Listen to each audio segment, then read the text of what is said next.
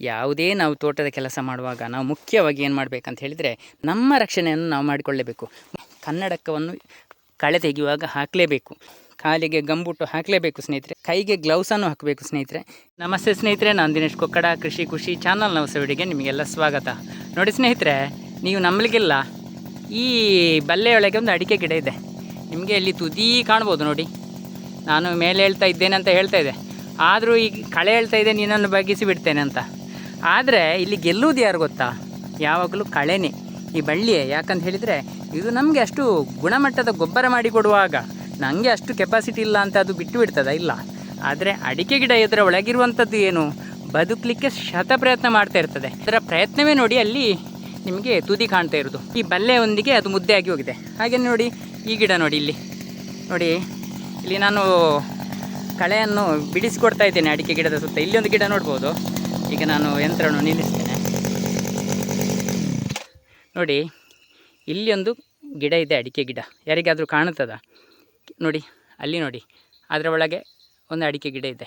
ಆದರೂ ಅದರ ತುದಿ ಬರ್ತಾ ಇದೆ ಮೇಲ್ಗಡೆ, ಬದುಕ್ತಾ ಬರ್ತಾ ಇದ್ದೇನೆ ಅಂತ ನೋಡಿ. ಇಲ್ಲಿ ಅಡಿಕೆ ಇದೆ ನೋಡಿ, ಅಡಿಕೆ ಗಿಡದಲ್ಲಿ ಕಳೆಯನ್ನು ನೋಡಿ.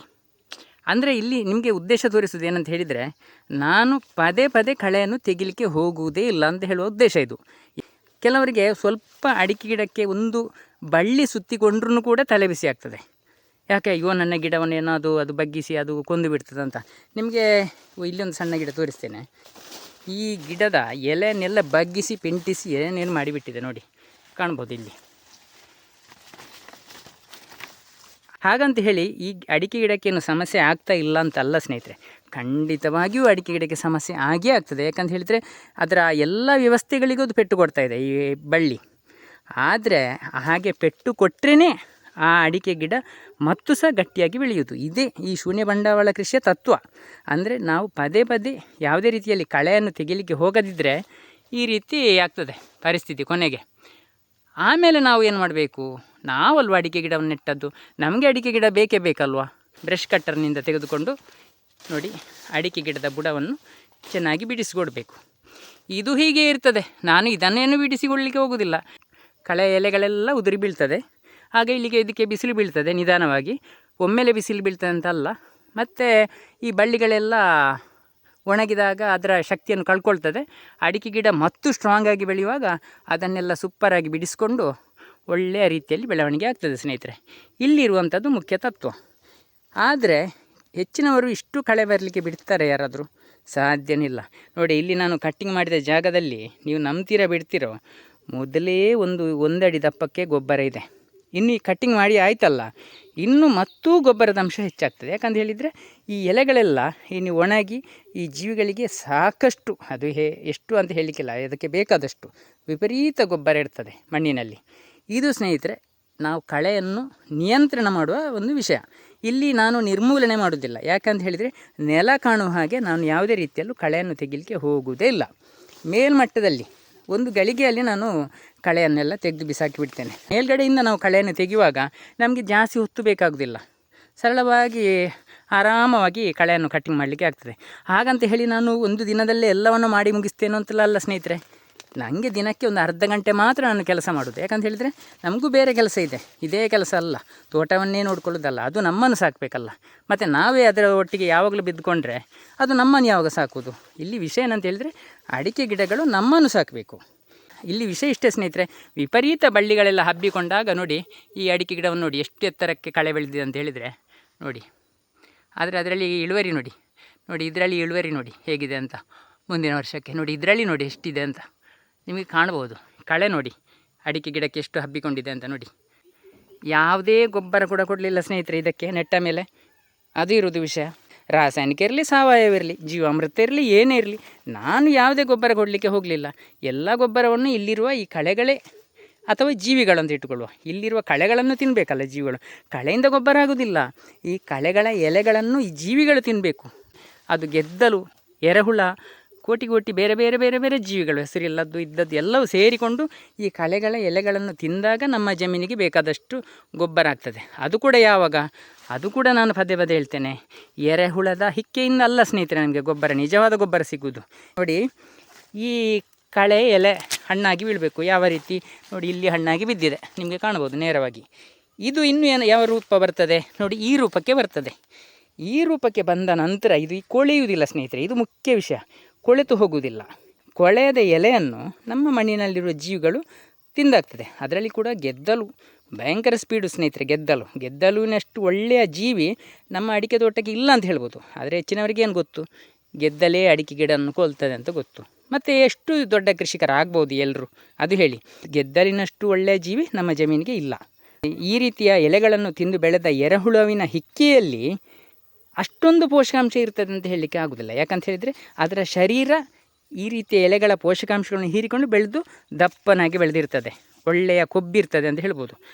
ಆದರೆ ನಮಗೆ ಗೊಬ್ಬರ ಆಗೋದು ನಿಜವಾದ ಯಾವಾಗ ಅಂತ ಹೇಳಿದರೆ ಸ್ನೇಹಿತರೆ, ಆ ಎರೆಹುಳಗಳು ಸಾಯ್ತದೆ ನೋಡಿ, ಅಥವಾ ಗೆದ್ದಲುಗಳು ಸಾಯ್ತದೆ ನೋಡಿ. ಯಾವುದೇ ಜೀವಿಗಳು ಮಣ್ಣಿನಲ್ಲಿ ಸಾಯ್ತದೆ, ಎಲ್ಲಿ ಸಾಯ್ತದೆ? ಇದು ಇಲ್ಲಿಂದ ಓಡಿ ಹೋಗಿ ಎಲ್ಲಿಯಾದರೂ ಸಾಯ್ತದೆ? ಇಲ್ಲ. ಅದರ ನೈಸರ್ಗಿಕ ಕ್ರಿಯೆ ನಡೀತಾ ಇರೋದೇ ಇಲ್ಲಿ, ಅಲ್ಲಿಯ ಜೀವನ ಚಕ್ರ ನಡೀತಾ ಇರೋದೇ ಇಲ್ಲಿ. ಅದರ ಸಂಸಾರ, ಅದರ ವೃದ್ಧಾಪ್ಯ, ಅದರ ಏನೇನೋ ಕಾರಣದಿಂದ ಸಾಯ್ತದೆ ನೋಡಿ. ಆ ಸತ್ತಾಗ ಅಷ್ಟು ಪೋಷಕಾಂಶ ಹೊಂದಿರುವ ಶರೀರ ನಮ್ಮ ಮಣ್ಣಿನಲ್ಲಿ, ಜಮೀನಿನಲ್ಲಿ ಸೇರಿಕೊಂಡಾಗ ಅದು ಸ್ನೇಹಿತರೆ ಗೊಬ್ಬರ ಆಗೋದು ಅಂತ ನಾನು ತಿಳ್ಕೊಂಡಿದ್ದೇನೆ. ಯಾಕಂತ ಹೇಳಿದರೆ ಹಿಕ್ಕೆಯಲ್ಲಿರುವುದು ಎಷ್ಟಾದರೂ ಪೋಷಕಾಂಶ ಇಲ್ಲ ಅಂತಲ್ಲ, ಆದರೆ ಪರಿಪೂರ್ಣ ಪೋಷಕಾಂಶ ಸೇರುವುದು ಆ ಜೀವಿ ಸತ್ತಾಗ, ಅದರ ದೇಹ ನಮ್ಮ ಮಣ್ಣಿನಲ್ಲಿ ಸೇರಿದಾಗ ಆಗ ನೋಡಿ ಬಿಡುಗಡೆ ಆಗ್ತದೆ ನೋಡಿ ಪೋಷಕಾಂಶಗಳು. ಅದು ನಿಜವಾದ ಗೊಬ್ಬರ ಅಂತ ಹೇಳ್ಬೋದು. ಹಾಗಂತ ಹೇಳಿ ಇದಕ್ಕೇನು ಖರ್ಚು ಮಾಡಲಿಕ್ಕಿದೆಯಾ? ಏನಿಲ್ಲ. ನಾವು ಖುಷಿಯಲ್ಲಿದ್ದರೆ ಆಯಿತು ಸ್ನೇಹಿತರೆ. ನನ್ನ ತೋಟ ಹೀಗಿದೆ, ನನ್ನ ತೋಟದಲ್ಲಿ ಒಳ್ಳೆಯ ಕಳೆ ಬೆಳೆದಿದೆ ಅಂತ ಖುಷಿಯಲ್ಲಿದ್ದರೆ ಆಯಿತು. ಕೆಲವರಿಗೆ ಅನಿಸ್ಬೋದು, ಅಯ್ಯೋ ಈ ಕಳೆಯಲ್ಲಿ ಏನು, ಹೇಗೆ ಇವನು. ಕಳೆ ಎಲ್ಲರ ತೋಟದಲ್ಲೂ ಬರ್ತದೆ. ಕಳೆ ಬರದ ತೋಟ ಆಗಬೇಕಾದ್ರೆ ನೀವೊಂದು ಗ್ರಾನೈಟು ಟೈಲ್ಸೇ ಹಾಕಬೇಕಷ್ಟೇ, ಇಲ್ಲದಿದ್ದರೆ ಸಿಮೆಂಟ್ ಕೋಟಿಂಗ್ ಹಾಕಬೇಕಷ್ಟೇ ಜಮೀನಿಗೆ. ಅದು ಆಗ್ತದಾ? ಅಲ್ಲ, ಅದು ಸರಿಯಾದ ರೀತಿಯ ಅಲ್ಲ. ನಿಮ್ಮ ಜಮೀನಿನಲ್ಲಿ ಕೊನೆ ಪಕ್ಷ ಹುಲ್ಲಾದರೂ ಬಂದೇ ಬರ್ತದೆ, ಅದು ಕೂಡ ಕಳೆನೇ. ಆದರೆ ನಾನು ಹೇಳ್ತಾ ಇರೋದೇನಂತ ಹೇಳಿದರೆ, ಈ ಹುಲ್ಲಿನಲ್ಲಿ ನಮ್ಮ ಜೀವಿಗಳಿಗೆ ಬೇಕಾದಷ್ಟು ಆಹಾರ ಸಿಗುವುದಿಲ್ಲ. ಯಾಕಂತ ಹೇಳಿದರೆ ಅದರಲ್ಲಿ ನೋಡಿ, ಇಲ್ಲಿ ಒಂದು ಹುಲ್ಲಿನ ಗಿಡ ಇದೆ ನೋಡಿ, ತೋರಿಸ್ತೇನೆ ನಿಮಗೆ. ಈ ಹುಲ್ಲಿನಲ್ಲಿ ಏನೂ ಅಷ್ಟು ಜೀವಿಗಳಿಗೆ ಬೇಕಾದ ಆಹಾರ ಇಲ್ಲ. ಅಷ್ಟೇ ಅಲ್ಲದೆ ಇದರ ಮೇಲ್ಮೈಯಲ್ಲಿ ಒಂದು ರೀತಿಯ ದೊರಗಾದಂಥ ಒಂದು ವಸ್ತು ಇದೆ ಸ್ನೇಹಿತರೆ, ಅದು ಜೀವಿಗಳಿಗೆ ಆಹಾರನೇ ಅಲ್ಲ. ಇದು ನೋಡಿ ಬ್ಲೇಡಿನಾಗಿರ್ತದೆ ಇದರ ಅಂಚು, ಅದು ಕೈಗೆ ತಾಗಿದರೆ ಕೈಯನ್ನು ಕೊಯ್ತದೆ, ಅಷ್ಟು ಶಾರ್ಪ್ ಇರ್ತದೆ ಇದರ ಎಡ್ಜು ಬದಿ. ಆಮೇಲೆ ಇದರ ಮೇಲ್ಗಡೆ ಒಂದು ನಯವಾದ ರೋಮ ಇರ್ತದೆ. ಅಂಥದ್ದೆಲ್ಲ ಈ ಜೀವಿಗಳಿಗೆ ಇಷ್ಟಪಡುವುದಿಲ್ಲ ಅಂಥ ಆಹಾರವನ್ನೆಲ್ಲ. ಆದರೆ ಈ ಎಲೆಯಲ್ಲಿ ಬೇಕಾದಷ್ಟು ರಸ ಇರ್ತದೆ, ಯಾವುದೇ ರೀತಿಯ ದೊರಗು ವಸ್ತು ಇಲ್ಲ, ಏನಿಲ್ಲ, ಕಿರಿಕಿರಿ ಆಗುವಂಥ ಯಾವುದೇ ವಸ್ತು ಇಲ್ಲ. ಎರೆಹುಳಗಳಾಗಲಿ ಜೀವಿಗಳಾಗಲಿ ಇದನ್ನು ಬಹಳ ಖುಷಿಯಿಂದ ತಿಂತದೆ. ಆಗ ನಿಜವಾಗಿ ಅದು ಖುಷಿಯಿಂದ ಬೆಳೆದಾಗ ನಮ್ಮ ಜಮೀನಿನಲ್ಲಿ ಇದು ಖುಷಿಯಿಂದ ಇರ್ತದೆ, ಇನ್ನೂ ಗೊಬ್ಬರ ಕೂಡ ಮಾಡಿಕೊಡ್ತದೆ. ಇನ್ನು ಒಂದು ವೇಳೆ ಇಲ್ಲಿ ನಾವು ಜಾರಿ ಬಿದ್ದರೂ ನಮಗೆ ಹಾಸಿಗೆಯಲ್ಲಿ ಬಿದ್ದಾಗೇ ಆಗ್ತದೆ ಹೊರತು ನಮ್ಮ ಕೈಕಾಲು ಮುರಿಯುವಂಥ ಪ್ರಶ್ನೆಯೇ ಬರುವುದಿಲ್ಲ. ಹಾಗಾಗಿ ಕೃಷಿ ಅಂತ ಹೇಳಿದರೆ ನಾವು ಸ್ವಲ್ಪ ವಿಭಿನ್ನವಾಗಿ ಮಾಡಬೇಕಂತ ಹೇಳ್ಬೋದು. ಎಲ್ಲರೂ ಮಾಡಿದ ರೀತಿಯಲ್ಲಿ ಮಾಡಿದರೆ, ಎಲ್ಲರೂ ಈಗ ಹೇಳ್ತಾ ಇರೋದೇನು, ಈಗ ಎಲ್ಲರೂ ಮಾಡಿದ ರೀತಿಯೇ ನಾನು ಮಾಡಿದೆ ಅಂತ ಇಟ್ಕೊಳ್ಳಿ. ಹೇಳುವುದೇನು ನಾನು, ಅಯ್ಯೋ ಅಡಿಕೆ ಇಲ್ಲ, ಇಳುವರಿ ಇಲ್ಲ, ಅದಿಲ್ಲ ಇದಿಲ್ಲ ಅಂತಲೇ ಹೇಳ್ತೇನೆ ಎಲ್ಲರ ಹಾಗೆ. ಇಲ್ಲಿ ನಾನು ಇಷ್ಟು ಖುಷಿಯಿಂದ ಹೇಳಲಿಕ್ಕೆ ಕಾರಣ ಏನು, ನಾನು ಸ್ವಲ್ಪ ವಿಭಿನ್ನವಾಗಿ ಮಾಡಿದ್ದೇನೆ, ನನಗೆ ಅದರಿಂದ ತುಂಬ ಒಂದು ಬದಲಾವಣೆ ಕಂಡಿದೆ ಅಷ್ಟೇ ಅಲ್ವಾ. ಇದನ್ನು ಇನ್ನೊಬ್ಬರಿಗೆ ಹೇಳುವಾಗ ನಮಗೂ ಮತ್ತೆ ಖುಷಿ ಆಗ್ತದೆ. ನೋಡಿ, ಇಲ್ಲಿ ಒಂದು ಗಿಡವನ್ನು ತೋರಿಸ್ತೇನೆ, ಎಷ್ಟು ಅಡಿಕೆ ಕಾಣ್ತದೆ ನೋಡಿ ಈ ಕಳೆ ಎಡೆಯಿಂದ. ನೋಡಿ, ಇದು ಸಣ್ಣ ಗಿಡವೇ, ಏನು ದೊಡ್ಡ ಗಿಡ ಅಲ್ಲ. ನೋಡಿ ಕಾಣ್ತದೆ ನಿಮಗೆ ಅಡಿಕೆ ಕಳೆ ಎಷ್ಟು ಬಂದಿದೆ ಇದಕ್ಕೆ ನೋಡಿ. ನಾವೇನು ಅದೇ ಹೇಳ್ತಾ ಇರೋದು ಸ್ನೇಹಿತರೆ. ನೋಡಿ, ಇಲ್ಲಿ ಗಿಡವನ್ನು ತೋರಿಸ್ತೇನೆ ನೋಡಿ, ಇಲ್ಲಿ ಒಂದು ಸಣ್ಣ ಗಿಡ ಇದೆ ನೋಡಿ, ಕಾಯಿಗಳು ಕಾಣ್ಬೋದು ನೋಡಿ, ಇಲ್ಲಿ ಅಡಿಕೆ ಕಾಣ್ಬೋದು ನಿಮಗೆ. ಕಳೆ ಎಷ್ಟು ಬಂದಿದೆ ನೋಡಿ ಮೇಲ್ಗಡೆ. ಅಂದರೆ ಇಲ್ಲಿ ಕಳೆ ನಮಗೆ ಶತ್ರು ಅಲ್ಲ ಅಂತಲೇ ಹೇಳುವುದು ನಾನು, ಬೇರೆ ಏನಲ್ಲ ಸ್ನೇಹಿತರೆ. ಹಾಗಾಗಿ ಈ ಕೃಷಿ ಮಾಹಿತಿ ನಿಮಗೆಲ್ಲ ಇಷ್ಟವಾಗಿದ್ದರೆ, ಸಬ್ಸ್ಕ್ರೈಬ್ ಮಾಡದೆ ನೋಡ್ತಿದ್ರೆ ದಯವಿಟ್ಟು ಸಬ್ಸ್ಕ್ರೈಬ್ ಮಾಡಿ, ಹಾಗೆಯೇ ಬೇರೆಯವ್ರಿಗೂ ಶೇರ್ ಮಾಡಿ, ಒಂದು ಲೈಕ್ ಕೊಡಿ ಸ್ನೇಹಿತರೆ. ಮುಂದಿನ ವಿಡಿಯೋದೊಂದಿಗೆ ಮತ್ತೆ ಸಿಗೋಣ. ಧನ್ಯವಾದಗಳು. ಹಾಗೆಯೇ ಸ್ನೇಹಿತರೆ, ಇನ್ನೊಂದು ವಿಷಯ ಏನಂತ ಹೇಳಿದರೆ, ತುಂಬ ಕೃಷಿಕರು ಕಳೆಯನ್ನು ತೆಗೆಯುವ ಯಂತ್ರವನ್ನೇ ತೆಗೊಂಡಿರುವುದಿಲ್ಲ, ಬೇರೆಯವರನ್ನೇ ಅವಲಂಬಿಸಿರ್ತಾರೆ. ನಿಜವಾಗಿ ನಾವು ಅಡಿಕೆ ಕೃಷಿಕರಾದರೆ ಇಂಥ ಒಂದು ಕಳೆ ತೆಗೆಯುವ ಯಂತ್ರವನ್ನು ತಗೊಳ್ಳೇಬೇಕು ಸ್ನೇಹಿತರೆ. ತಗೊಂಡ್ರೆ ನಮ್ಮ ಕೆಲಸವನ್ನು ನಾವೇ ಎಲ್ಲ ಕೃಷಿ ಕೆಲಸವನ್ನು ಮಾಡ್ಕೊಂಡು ಹೋದರೆ ನಮ್ಮ ಶರೀರಕ್ಕೊಂದು ಒಳ್ಳೆಯ ವ್ಯಾಯಾಮ ಸಿಕ್ಕಿದಂತ ಆಗ್ತದೆ, ಮತ್ತು ನಮಗೆ ಹಣನೂ ಕೂಡ ಉಳಿಯುತ್ತದೆ, ನಮ್ಮ ತೋಟ ಕೂಡ ಒಂದು ಒಳ್ಳೆಯ ರೀತಿಯಲ್ಲಿ ಇರ್ತದೆ ಸ್ನೇಹಿತರೆ. ಇನ್ನೊಂದು ಮುಖ್ಯ ವಿಷಯ ಹೇಳಲಿಕ್ಕೆ ಮರೆತೋಯ್ತು. ಯಾವುದೇ ನಾವು ತೋಟದ ಕೆಲಸ ಮಾಡುವಾಗ ನಾವು ಮುಖ್ಯವಾಗಿ ಏನು ಮಾಡಬೇಕಂತ ಹೇಳಿದರೆ, ನಮ್ಮ ರಕ್ಷಣೆಯನ್ನು ನಾವು ಮಾಡಿಕೊಳ್ಳಬೇಕು. ಮುಖ್ಯವಾಗಿ ಏನಂತ ಹೇಳಿದರೆ, ಕನ್ನಡಕವನ್ನು ಕಳೆ ತೆಗೆಯುವಾಗ ಹಾಕಲೇಬೇಕು.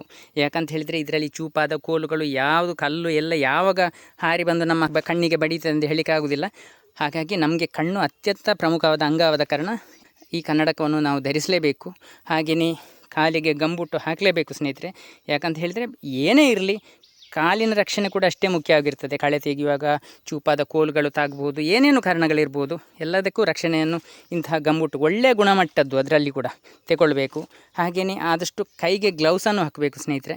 ಇದರಿಂದಲೂ ನಮಗೆ ಕೈಗೆ ಸ್ವಲ್ಪ ಹಾನಿಯಾಗುವುದೆಲ್ಲ ತಪ್ತದೆ. ಒಟ್ಟಾರೆಯಾಗಿ ಸ್ನೇಹಿತರೆ, ಕೃಷಿ ಮಾಡುವಾಗ ನಮ್ಮ ರಕ್ಷಣೆಯನ್ನು ಕೂಡ ಮಾಡಿಕೊಳ್ಬೇಕು. ಹಾಗಾಗಿ ಯಂತ್ರವನ್ನು ತೆಗೆದುಕೊಳ್ಳುವುದು ಮುಖ್ಯ ಅಲ್ಲ, ಅದರ ಸರಿಯಾದ ನಿರ್ವಹಣೆ, ಹೇಗೆ ಕಳೆ ತೆಗೆಯುವುದು ಮತ್ತು ನಮ್ಮ ರಕ್ಷಣೆಯನ್ನು ಹೇಗೆ ಮಾಡಿಕೊಳ್ಳುವುದು ಅದನ್ನು ಮೊದಲು ಕಲ್ತಿರಬೇಕು.